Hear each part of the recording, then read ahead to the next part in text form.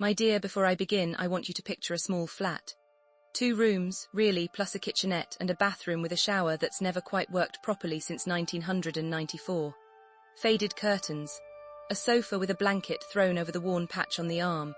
A black and white photograph of a young man in uniform on the mantelpiece, and next to it, a chipped teacup that doesn't match any of the others, kept simply because it was the first thing I ever bought with my own money, at 16 years old, with my first week's wages from the mill. That is where I have lived for 31 years. That is where my family visits me, when they visit at all, Christmas, my birthday, sometimes Easter if nothing better comes up. And that is the flat where, on my 80th birthday, 11 members of my family sat on folding chairs because I only own 4, and listened to a man in a grey suit change the way they would think about me for the rest of their lives. My name is Elena, and for 60 years, my dear, I let everyone believe I was poor. I want to tell you why, and I want to tell you about someone else too. Someone who never once needed an explanation, because she never once asked the question. I grew up with nothing, truly nothing. My father drank what little money came into our house, and my mother took in washing to keep us fed, scrubbing other people's linens raw-handed at the kitchen sink long after we children were in bed. I left school at 14 to work in a textile mill, standing 12 hours a day at a loom in a room so loud you had to learn to read lips. And by 16, I understood something that shaped the rest of my life. Money does strange things to the people around you. I watched it happen on our own street. A family 2 doors down received an insurance payout when the father died in an accident at the docks. Not a fortune by any means, but more money than any of us had ever seen in one place. Within a year, that family had been torn apart. Cousins appeared who'd never visited before. The widow's own sister stopped speaking to her over an argument about a sewing machine. Of all things, a sewing machine, my dear. That's what it came down to in the end after everything else had been said. I was 16, and I remember thinking, whatever that is, I never want it near me.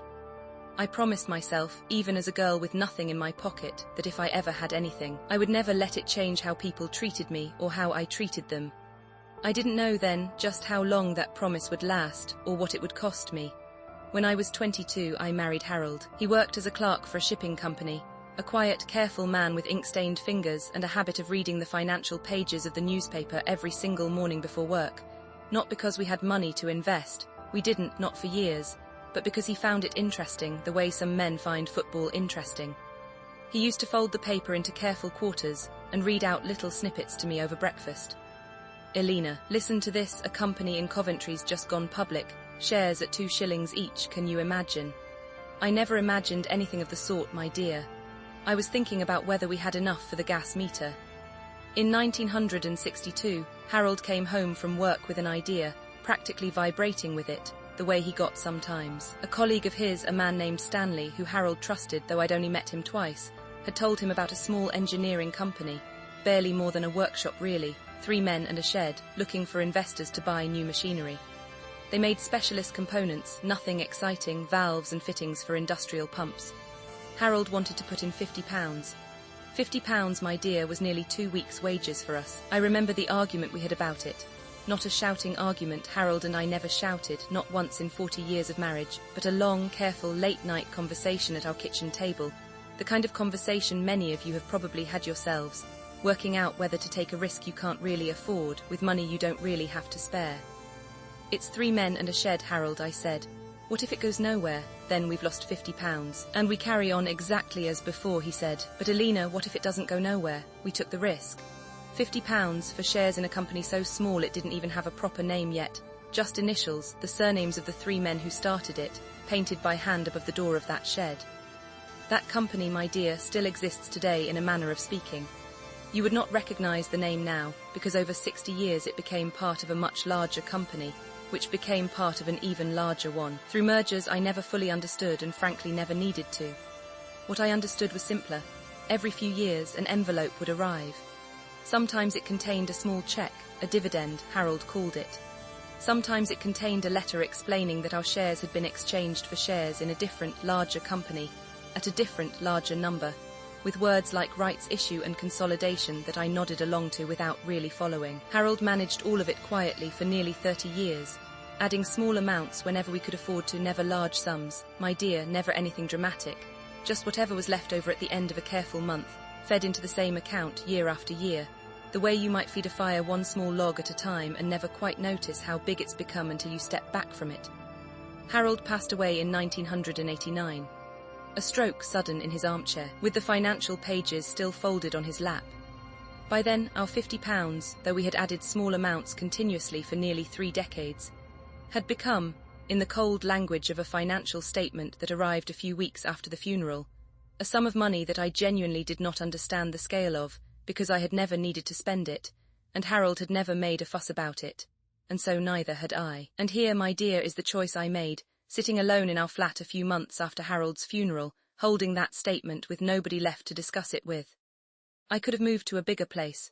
I could have travelled, bought things, made my life visibly different, and Harold, I think, would have wanted me to at least a little. Instead, I stayed in my small flat. I continued shopping at the same grocers, wearing the same cardigans until they wore through at the elbows, and then mending them rather than replacing them. And I let everyone, my children, my grandchildren, the neighbours, everyone, continue to believe that Alina was simply a poor old widow on her pension, just getting by. Why?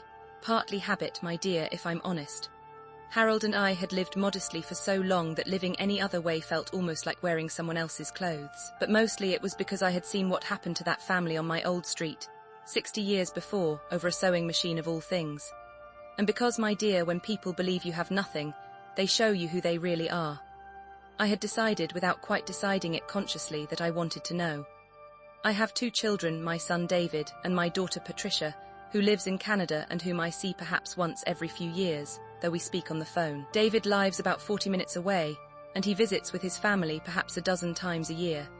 He's not unkind, exactly, but there is a particular tone people use with someone they consider beneath their notice, a kind of cheerful, slightly loud voice, as though speaking to a child or someone slightly deaf. Now then, Mum, are you managing all right with the heating bills this winter? You know you can turn it down a degree, save a bit, every little helps. He has on more than one occasion pressed a £20 note into my hand for emergencies, with an expression of real, if slightly performative, kindness, and in its way, I suppose it was kindness, the kind that costs the giver almost nothing and means everything to them as a gesture, regardless of what it actually means to the person receiving it. My granddaughter Sophie, David's eldest, is at university studying something to do with marketing, and she's a lovely girl, genuinely. But once, a couple of years ago, she asked me, quite innocently, whether I'd ever travelled anywhere. Did you and Grandad ever go abroad, Gran? I told her truthfully that we went to Bournemouth once in 1975 and stayed in a boarding house with a landlady who didn't allow visitors after 9. Sophie nodded sympathetically, the way you might nod at someone describing a hardship, patted my hand, and then spent the next 20 minutes telling me about her upcoming trip to Thailand, which her parents were funding as a graduation present. I want to be clear, my dear, I do not tell you this with bitterness. I tell you this because it taught me something true about each of them, something I would never have learned any other way. Not unkindness, not really. Just a quiet, unconscious assumption that I did not need to be consulted about important things. Because what could a poor old woman possibly have to contribute? Beyond a cup of tea and a bit of gentle reminiscing, when family decisions came up, where to spend Christmas, whether to sell my late sister's old cottage that I had part ownership of, even small things like restaurant choices for family gatherings. My opinion was asked politely and then quietly overruled because, after all, I wasn't the one who'd be paying for any of it. I became, over the years, a kind of background presence at my own family's life. Present, loved in a general sort of way, but not really seen, not really consulted. A fixture like the sofa with the blanket over the worn patch. And then, my dear, about 4 years ago, Priya started coming. Priya is a cleaner, sent by an agency after my hip gave me trouble, and David, to his credit, arranged for someone to come in twice a week to help with the heavier housework. She was, at the time, 26, studying part-time for a degree in nursing while working 2 cleaning jobs to pay for it. And from the very first morning, there was something different about her. She talked to me. Properly talked, I mean, not the cheerful loud voice David used, not the polite but distant tone of most of the family, but the way you talk to anyone about anything. The first time she came, she noticed the photograph on the mantelpiece, the young man in uniform, and instead of the usual polite glance and move on, she actually stopped, looked properly and asked, "Who's this, then?" "My husband, Harold," I said. "National Service, 1957, before we were married." "He's got kind eyes," Priya said, and went back to her dusting, and that was that, except it wasn't really, because over the following months Priya kept asking. About Harold, about the mill. About my childhood, my mother's washing, the textile looms, what it was like during rationing. Real questions, the kind that require an actual answer, not the kind people ask while already reaching for their coat. She never once asked about money. It genuinely never came up in 4 years, not because she was being careful or tactful, I think, but simply because it wasn't relevant to anything she was curious about. She was curious about me. The actual me, the one who'd stood at a loom for 12 hours a day at 14, the one who'd argued with her husband at a kitchen table about £50, the one who used to dance badly at the work socials, which Harold loved to remind me of for 40 years. Over 4 years, Priya brought me small things, not gifts exactly, just thoughts made physical. A bag of satsumas because I'd mentioned once that my mother used to get one each Christmas as a treat, and it was the only orange thing she ever remembered seeing as a child. A library book on the history of the textile industry, because I'd mentioned the mill. Once, when her own grandmother in India had passed away, she came round anyway on her cleaning day because she said she didn't want to be alone in her flat, and we sat together for 2 hours and she told me about her grandmother, and I told her about mine, and we cried a bit, both of us, over 2 women neither of us would ever introduce the other to. I never told Priya about Harold's shares. I never told anyone, my dear, that was the whole point after all. But I want you to understand that by the time my 80th birthday arrived, Priya had become, without either of us ever discussing it, one of the most important people in my life. Not because of anything she'd done for me particularly, though she had done a great deal, but because of the way she'd done it. As though I was simply a person. As though that were enough. My 80th birthday fell on a Saturday this year. David organised it, a small gathering at my flat, because as he put it, no point going somewhere fancy, Mum, you're happiest at home, aren't you? He brought a cake from the supermarket, the kind with a plastic 80 on top that you peel off afterward. My grandchildren came, my great-grandchildren, 11 people altogether, squeezed into my 2 small rooms, perched on the sofa and the 4 chairs, and in the younger one's case, the floor. What none of them knew, what I had arranged 6 months earlier, very quietly with a solicitor named Mr. Aldridge, found through a small advertisement in a magazine for older people that Priya of all people had left for me 1 week, saying only, thought this might interest you, no idea why, was that the gathering would have 1 more guest. Mr. Aldridge arrived at 4 o'clock in a grey suit, carrying a leather folder, and introduced himself simply as a friend of Alina's, here to help her with something important. I had told the family only that an old friend would be popping by for tea. Now, I said, once everyone had a cup of tea and a slice of cake, I've asked Mr. Aldridge to come today because at 80, it seemed like a sensible time to sort out my affairs properly. Make sure everything's in order, you know, for when I'm gone. David patted my hand, the cheerful loud voice fully engaged. Very sensible, Mum, though I'm sure there's not much to sort your council tax and that's about it, eh? He chuckled not unkindly and a few others smiled along with him, the way you smile at a joke you've heard before even if it wasn't really a joke. Mr. Aldridge opened his folder. Actually, he said, Elena asked me to give everyone a brief summary of her estate today. Since you're all together, I think it's important everyone understands the full picture and that there's no confusion later on. And then, my dear, he told them. He told them about the shares, 60 years of dividends reinvested, of mergers and stock splits, of a £50 investment in 3 men and a shed that had, through nothing more dramatic than time and patience and one careful man's habit of reading the financial pages every morning, become a sum with 6 figures, and then crept past it, into a second 6 figures. He told them about a small property I owned outright in a seaside town, bought quietly in 1991, rented out ever since through a letting agent, the income simply accumulating in an account none of them knew existed, the statements arriving to a different address, a small lockbox at the post office that I'd kept for over 30 years. He told them, in the careful, measured language solicitors use, the actual total of what I was worth. I watched their faces, my dear. I will remember those faces until the day I die, and I mean that gently, not bitterly.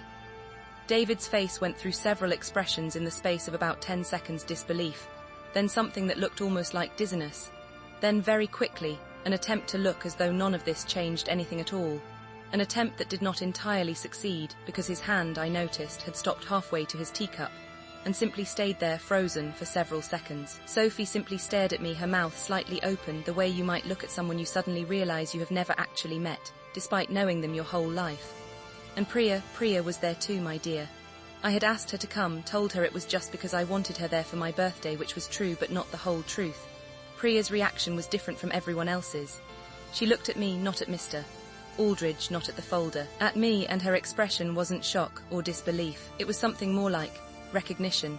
As though a piece of a puzzle she'd never known was missing had just quietly slotted into place, and the picture made sense now, but it had also made sense before because the picture had never really been about money. Nobody said anything for what felt like a very long time. Then my youngest great-granddaughter, who is 6 and had been only half listening while eating cake, said, "Gran, are you secretly a princess?" And everyone laughed, a little too loudly, the way people laugh when they need somewhere to put an enormous feeling that has no other obvious outlet. After Mr. Aldridge left, the conversation in my small flat was different than it had ever been before. Not because anyone said anything crass, nobody asked for money, nobody made demands to their credit. But I watched my family for the first time in decades actually look at me, ask me questions. David sat next to me on the sofa, not across the room, where he usually perched on one of the folding chairs, and said quietly, "Mum, all these years, why didn't you ever say anything?" And I told him what I'm telling you now, my dear. I told him I had watched what money did to families when I was young, and I had wanted more than anything to know that the people who loved me, not what I might one day give them. I told him that for 60 years, I had gotten my answer every single day in 100 small ways, and mostly the answer had been kind.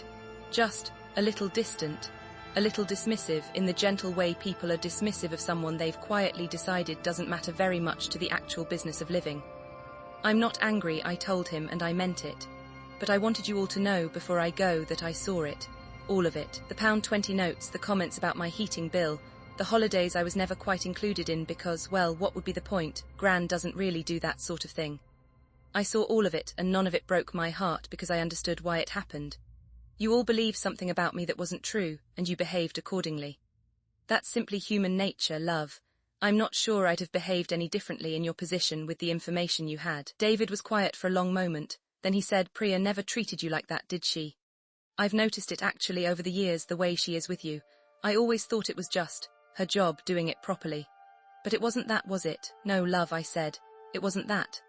The will, my dear, divides things fairly, more than fairly, generously among David, Patricia, my grandchildren and great-grandchildren. That was never in question, and I want to be clear about that because I know some of you might be expecting a story where the family gets nothing and a deserving stranger gets everything, and that isn't this story, and it isn't really what I wanted either.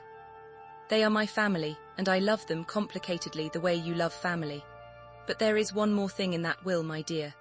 A sum of money, not enormous, but enough, more than enough, to finish Priya's nursing degree without working 2 cleaning jobs alongside it, with some left over besides. And alongside it a letter to be given to her directly which says simply this: "You never asked me a single question hoping for an answer that would matter to you. You asked because you were curious about me.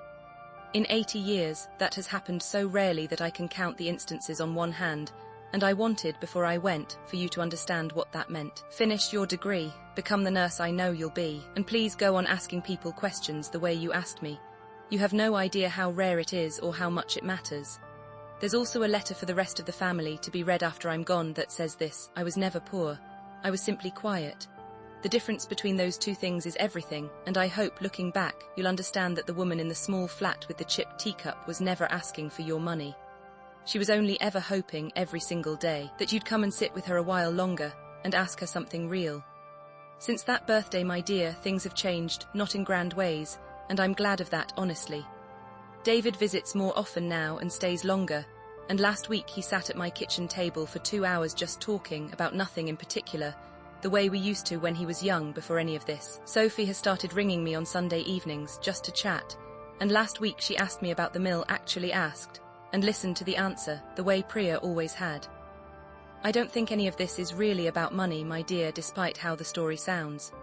I think it's about what we choose to see in the people around us and what we choose not to see, simply because it's more convenient not to look, or because we've already decided, somewhere in the back of our minds, what category a person belongs to, and that category doesn't require much looking at all. My family weren't bad people. They were simply people who had decided, quietly and without ever examining it, that an old woman in a small flat had nothing left to offer the world except, eventually, a small inheritance and an empty flat to clear out. They were wrong about the money, but more importantly, they were wrong about me, and the saddest part, my dear, is that I could have shown them at any time, in 100 smaller ways, simply by being present in conversations, by having opinions that mattered, by insisting on being seen. I chose silence instead for 60 years as a kind of test. I'm not sure, looking back, that it was the right choice. But it was the choice I made, and it taught me, and eventually them, something true. And it showed me Priya, too, which I think in the end might have been the most valuable thing the whole 60 years of silence ever revealed. If you're sitting with someone older in your life tonight, a grandmother, a great aunt, a quiet neighbor, the woman who lives alone at the end of your street, perhaps ask them a real question. Not about their pension or their heating bill, ask them about their life.